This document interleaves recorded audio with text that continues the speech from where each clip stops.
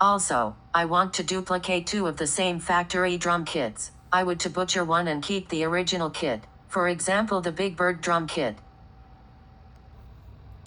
Alright, to do something like that, remember they give us 2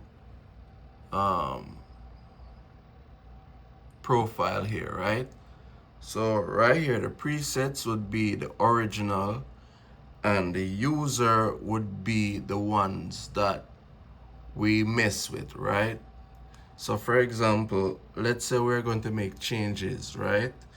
And I'm going to use the Big Bird kit as you mentioned, right? Here would be the presets, right? And let's say I want to make changes, I would go voices, as you remember, voices, and let's say tone. I like to mess with my tone. This is the kick head. I would carry up the kick a bit, turn right. Let's say I did that, for example, right? And I want to save that. Boom, come here and it says save, right? Boom, I would press save, and that would be the new change, right?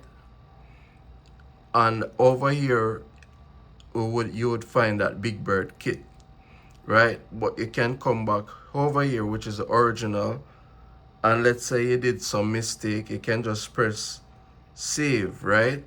So you would save the original, right? And that would wipe any mistakes that you have made.